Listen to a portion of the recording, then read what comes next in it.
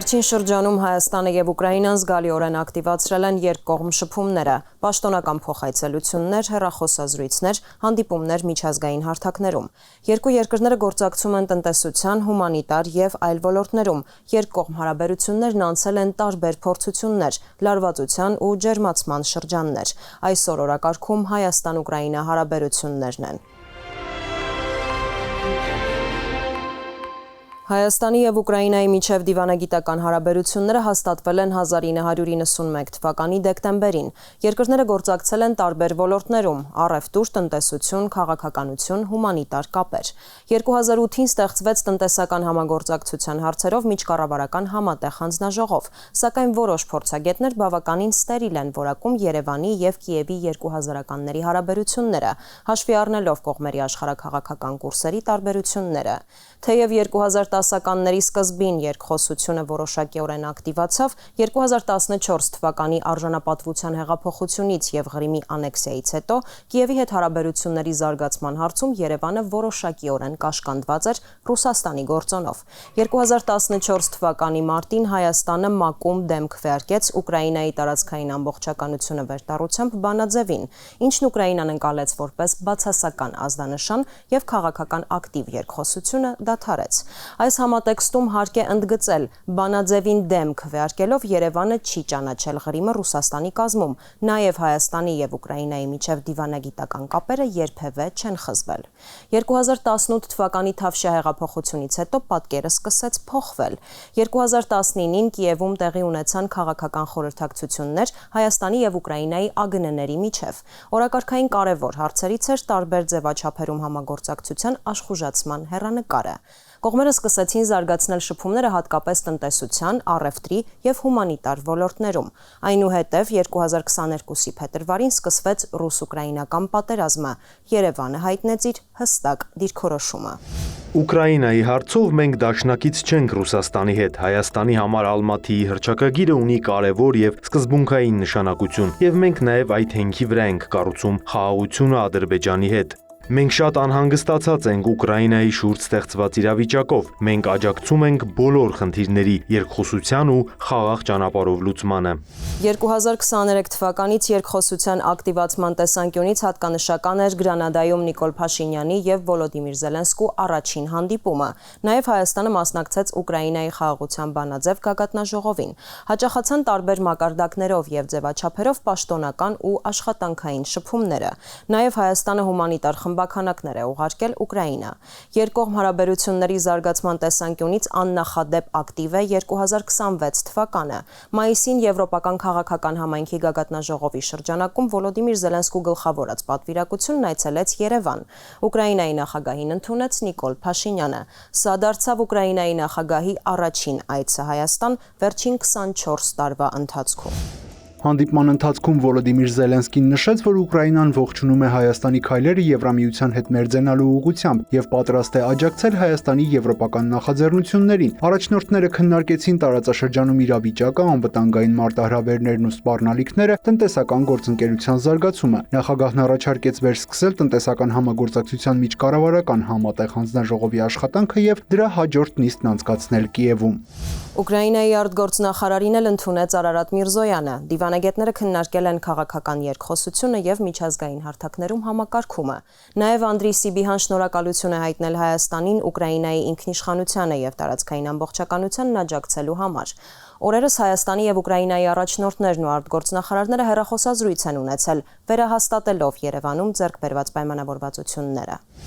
Ուկրաինայի նախագահը շնորհավորել է Նիկոլ Փաշինյանին Հայաստանի Հանրապետության վարչապետի պաշտոնում վերանշանակվելու առիթով։ Զրուցակիցները քննարկել են Հայաստան-Ուկրաինա երկկողմ փոխգործակցությանը վերաբերող հարցեր, նաև մտքեր փոխանակել տարածաշրջանային եւ գլոբալ զարգացումների շուրջ։ Ընդգծվել է կայուն եւ տևական խաղաղության առաջմղման կարեւորությունը։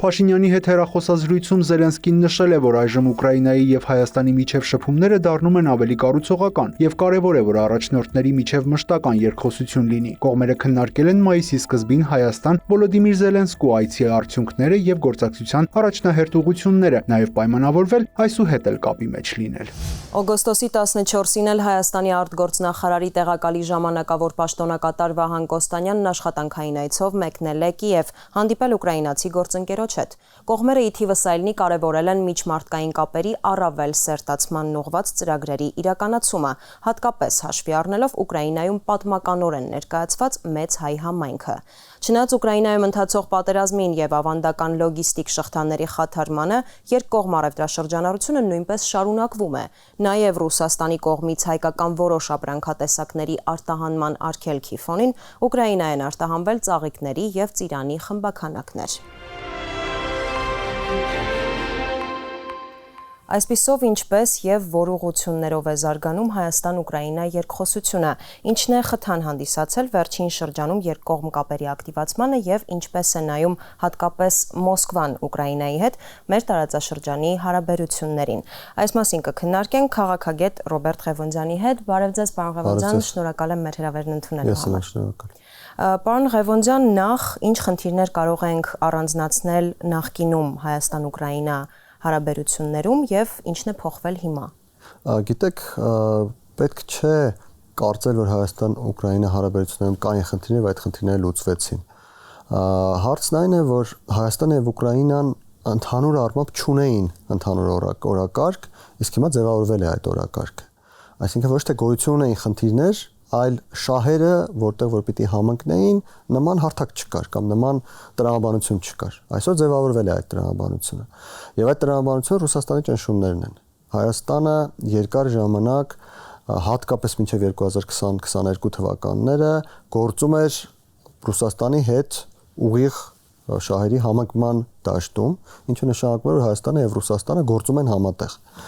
Նույնիսկ ես ավելի հեռուն կգնամ եւ կասեմ, որ ինչ որ առումով Հայաստանը Ռուսաստանի ֆորպոստն էր միջազգային հարաբերություններում։ Սա չէր կարող Հայաստան-Ուկրաինա առանձին հարաբերությունների հնարավորություն տալ եւ այդպիսի հնարավորություն ըստ էության չկար։ Վերջին ժամանակներում, երբ Հայաստանը սկսեց ինքնիշխան որոշումներ կայացնել, հատկապես 2022 թվականի հոկտեմբերից հետո, նման տրամաբանություն առաջացավ, բայց դեռևս չկար այդ ընդհանուր շահերի դաշտը կամ այդ ընդհանուր շահերի տրամաբանությունը։ Սակայն վերջին 1 տարվա ընթացքում, երբ մենք տեսնում ենք Ռուսաստանի ակնհայտ ճնշումները Հայաստանի նկատմամբ, հատկապես վերջին ամիսներին տնտեսական ճնշումները, քաղաքական ճնշումները, մշակութային ճնշումները, որոնք նույնպես տեղ ունեն, այդ ճնշումները կարծես թե մոտեցրել են Հայաստանի եւ Ուկրաինայի միջազգային հարաբերությունների նկատմամբ վերաբերմունքը մեկը մյուսին։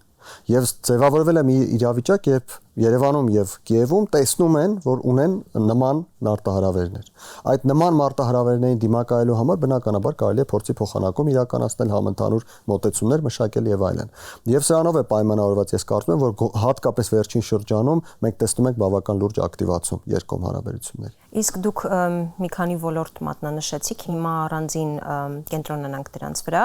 որ ոլորտներն են, որոնցում փորձում են գործակցել Հայաստանը եւ Ուկրաինան։ Ես չէի նշի, որ Հայաստանը եւ Ուկրաինան միջև հիմա ոչ մի հարաբերություն չունեն եւ հանկարծ սկսում են ինչ-որ ոլորտում համագործակցել։ Այստեղ խնդիրն այն է, որ Երևանում եւ Կիևում տեսնում են, որ կան իրավիճակներ, որտեղ կարելի է այդ համագործակցությունից քաղել նոր պտուղներ, որովհետեւ օրինակ տնտեսական համագործակցություն Հայաստանի եւ Ուկրաինայի միջև եղել է տարիներ շարունակ։ Ես նշեմ, որ օրինակ բավական երկար ժամանակ Հայաստանը Ուկրաինային է մատակարարել աղ, որը օգտագործվում էր հիմնականում այդ սառույցների հալեցման եւ այլնի համար, տեխնիկական աղ։ Եվ այստեղ Հայաստանը եւ Ուկրաինան բավական հաջող համագործակցել են։ Տնտեսական այլ ուղղություններ եւս կան, որտեղ Հայաստանը եւ Ուկրաինան բավական հաջող համագործակցել են։ Կոնյակ է եղել, ծաղիկ եւ այլն եւ այլն։ Ներկայում կա որոշակի տրամաբանություն, որի մասին ես ասացի ձեր առաջին հարցին պատասխանելիս, որ այս համագործակցության ուղղությունները կարելի է համադրել Ռուսաստանից եկող մարտահրավերին պատասխանելու այդ ընդհանուր օրակարգին։ Տեսեք, մենք ունենք խնդիրներ Ռուսաստան արտահանելու որոշակի ապրանքատեսակներ։ Ռուսաստանը պատժամիջոցներ է կիրառում Հայաստանի նկատմամբ։ Ուկրաինան հարցում կարող է մեզ օգտակար լինել։ Մենք ունենք խնդիր Ռուսաստանից ձեռք բերելու որոշակի տեսակի ապրանքներ, օրինակ հացահատիկ։ Ուկրաինան այս հարցում կարող է մեզ օգտակար լինել։ Մենք ունենք խնդիր հասկանալու, թե Ռուսաստանը մինչև ուր կարող է գնալ իր այս կոշտ քաղաքականությունում։ Ուկրաինան ունի դրա փորձը, Ուկրաինան ունի դրա, այսպես ասենք, տեսլականը, թե ինչպես է Ռուսաստանը այդ հարցերը լուծում, ինչպես կարող է Ռուսաստանը այդ հարցերը լուծել։ Այստեղ Ուկրաինան կարող է մեզ համար օգտակար լինել։ Ուկրաինայի համար էլ շատ կարևոր է համագործակցել այն ուղղությունների հետ, որոնք վերջին շրջանում են թոթափում այդ ռուսական լուծը, իսկ մենք վերջին 3-4 տարիներն է, որ սկսել ենք այդ ուղղությամբ աշխատանքներ իրականացնել, եւ այստեղ Ուկրաինայի համար շատ կարևոր է ազատվել եւս մեկ խնդրահարույց հատվածից, որը կարող էր տեսականորեն գոյություն ունենալ, եթե Հայաստանը շարունակել լինել Ռուսաստանի ֆորպոստ եւ շարունակել միջազգային հարաբերություններում պաշտպանել Ռուսաստանի շահը։ Պարոն Ղևոնդյան, Ուկրաինան եւ Ադրբեջանը ավանդաբար խոր հարաբերություններ ունեն ընդլայնված նաեւ ռազմական ոլորտում 2020 թվականին Վոլոդիմիր Զելենսկին հորդորեց Ադրբեջանին եւ Հայաստանին գնալ դեէսկալացիայի եւ շեշտեց, որ չի պատրաստվում կողմերից որևէ մեկին ռազմական աջակցություն տրամադրել, բայց մենք հիշում ենք այդ շրջանում ինչ լուրեր էին տարածվում եւ շրջանառվում։ Այս ամենը ինչպես եւ ինչ հետք է թողել Հայաստան-Ուկրաինա հարաբերությունների վրա։ Նախ եւս մեկ անգամ նշեմ, որ ակնհայտ սուտ է, թե Ուկրաինան ֆոսֆոր է տրամադրել Ադրբեջանին, ուղղակի այն պատճառով, որ Ուկրաինան ֆոսֆոր չուներ։ 91-92 թվականներին, երբ միջուկային համաձայնագիր կնքվեց եւ միջուկային զենքը Ուկրաինայից, Բելարուսից եւ Ղազախստանից ուղարկվեց Ռուսաստան, դրա դիմաց Ռուսաստանը ստորագրեց փաստաթուղթ, որով երաշխավորում էր Ուկրաինայի տարածքային ամբողջականությունը, այդ նույն ժամանակում նաեւ քիմիական զենքերը, այդ թվում նաեւ ֆոսֆորային զենքերը Ուկրաինայից արտահանվել են Ռուսաստան եւ Ուկրաինան ֆոսֆորային զենք չի ունեցել եւ չունի մինչեւ հիմա։ Այնպես որ դա ակնհայտ սուտ է եղել, այդ մասին անձամբ Զելենսկին է խոսել մի քանի առիթներով, այլ ուկրաինացի պաշտոնյաներն հայտարարել եւ նաեւ դա գիտեն այն մարդիկ, ովքեր զբաղվում են միջազգային հարաբերություններով, գոնե գիտեն Խորհրդային Միության փլուզման ժամանակաշրջանը եւ փաստաթղթային բազան։ Ինչ վերաբերում է Ուկրաինայի եւ Ադրբեջանի ռազմական համագործակցությանը, այո, այն դա գոյություն է ունեցել, դա գոյություն ունի նաեւ հիմա եւ դա ակնհայտորեն զարգանում է։ Գիտենք, որ Զելենսկին եւ Ալիևը վերջերս համաձայնություն ձեռք բերեցին համատեղ անօդաչու թռչող սարքեր արտադրել։ Ես նշեմ, որ Ուկրաինան այս հարցում չունի որևէ վերապահում կամ չունի որևէ սահմանափակում համագործակցել նաեւ Հայաստանի հետ եւ արդեն կան որոշակի զարգացումներ այս առումով, ես շատ քողածածկույթը բացել չեմ կարող, բայց նշեմ, որ Հայաստանը եւ Ուկրաինան ռազմական ոլորտում որոշակի համագործակցության նախադրյալներ արդեն ստեղծել են եւ կան առաջին արդյունքներ։ Այնպես որ այստեղ եւս որևէ խնդիր այն առումով, որ Ուկրաինա եւ Ադրբեջանը ռազմական համագործակցություն իրականացնում, մենք ես անձամբ չեմ տեսնում։ Ի տարբերություն օրինակ Իսրայելի, որը ակտիվ համագործակցում է ռազմական ոլորտում Ադրբեջանի հետ, բայց Հայաստանի հետ ռազմական ոլորտում համագործակցության մասին խոսք չկա։ Դրանք Ուկրաինայի դեպքում իրավիճակն այսպեսին չէ։ Ավելին նշեմ, որ կան իրավիճակներ, որտեղ Ուկրաինան Ադրբեջանին հասկացրել է կամ նույնիսկ ուղիղ ասել է, որ մենք տարբերություն չենք դնում, եթե կա համագործակցության հնարավորություն, համագործակցություն ենք եւ ձեզ հետ եւ Հայաստանի հետ։ Այնպես որ այստեղ էլ որպես այդպեսին խնդիր Ուկրաինան չի ստեղծում մեզ համար։ Մոսկվայի արձագանքին անդրադառնանք այս ամենին, գլխավորապես շատ կտրուկ է արձագանքում միշտ Մոսկվան Հայաստան-Ուկրաինա հարաբերություններին վերջին շրջանում, հումանիտար աջակցությանը, պաշտոնական աշխատանքային հանդիպումներին, հիշում ենք ինչ արձագանք ստացավ Վոլոդիմիր Զելենսկու այցը Երևան, բայց զուգահեռ, ինչպես նշեցինք, Ուկրաինան եւ Ադրբեջանը ավելի խոր հարաբերություններ ունեն, բայց Ադրբեջան-Ուկրաինա հարաբերություններին Մոսկվան այդպես չի արձագանքում համենայն դեպս հանրային տիրույթում։ Այս տարբերակված մոտեցումը ձեր գնահատմամբ ինչով է պայմանավորված։ Իսկ դուք ինչ եք ուզում, գաղութատերը միշտ շատ ցավոտ է արձագանքում իր նախկին գաղութի կողմից ինքնիշխան որոշումների կայացմանը եւ իր համար խնդրահարույց հատվածների հետ հարաբերություններին, իսկ Հայաստանը Ռուսաստանի գաղութն էր երկար տարիներ, իսկ Ադրբեջանը Ռուսաստանի գաղութը չէր եւ չէ։ Այնպես որ այն, որ Հայաստանի նկատմամբ նրանք պետք է խանդ ունենան, Հայաստանի նկատմամբ պետք է կտրուկ լինեն, դա նորմալ է, դա այն պատճառով է, որ Ռուսաստանը կարծում է, որ Հայաստանը դեռևս իր գաղութն է կամ նորից վերադառնալու է գաղութի կարգավիճակին, իսկ Ադրբեջանի նկատմամբ նրանք չեն կարող նման կերպ արտահայտվել, որովհետև Ադրբեջանը երբևէ Ռուսաստանի կողմից թելադրված արտաքին քաղաքականություն չի վարել։ Մենք վարել ենք։ Հասկանալի է։ Ու ամփոփելու համար դուք անդրադարձակ մի քիչ ռազմական ոլորտում գործակցությանը Հայաստանի եւ Ուկրաինայի միջև, բայց կան ինչ-որ ոլորտներ կամ հեռանկարներ ապագայի համար, որ ուրվագծվում են Հայաստանի եւ Ուկրաինայի միջև համագործակցության, օրինակ եվրոինտեգրումը կարող ենք առանձնացնել։ Տեսեք, ես արդեն տնտեսության մասին խոսեցի, այո, տնտեսական ոլորտում բավական մեծ դաշտ կա, որտեղ Հայաստանն եւ Ուկրաինան կարող են համագործակցել, թե արտահանումների ոլորտում, թե ստրատեգիական կարևորագույն ուրեմն ապրանքների ներմուծման ոլորտում Ուկրաինան կարող է շատ հետաքրքիր լինել, սկսած ծորենից վերջացած օրինակ հացահատիկի այլ տեսակներով։ Ինչ վերաբերում է արտաքին քաղաքականությանը, այստեղ եւս եւ Հայաստանը եւ Ուկրաինան նախկին խորհրդային միության երկրներ են, եւ Հայաստանը եւ Ուկրաինան ունեցել են գաղութատեր, որը եղել է Ռուսաստանը, եւ Հայաստանը եւ Ուկրաինան դուրս են գալիս այդ կարգավիճակից, Ուկրաինան շատ ցավոտ, Հայաստանը մի փոքր ավելի քիչ ցավոտ, բայց դուրս են գալիս այդ կարգավիճակից, եւ Հայաստանը եւ Ուկրաինան ձգտումներ ունեն եվրոինտեգրման ճանապարհին։ Իհարկե ունենք առանձնահատկություններ եւս, կան իրավիճակներ, որտեղ օրինակ չեն պատկերացնում Ուկրաինայում հնարավոր է, որ ռուսամետ որևէ կուսակցություն գլխավորի եվրոինտեգրման հանձնաժողովը իրենց խորհրդանում, մեզ մոտ կարծես թե նման իրավիճակ ձևավորվելու է, բայց յուրահատկությունով հանդերձ կան նաև շատ նմանություններ, շատ հարցեր, որտեղ Հայաստանը կարող է ընդօրինակել Ուկրաինայի փորձը։ Օրինակ վիզաների ազատականացման ոլորտում, որի ճանապարհին ենք մենք, իսկ Ուկրաինան այդ ճանապարհը արդեն անցել է։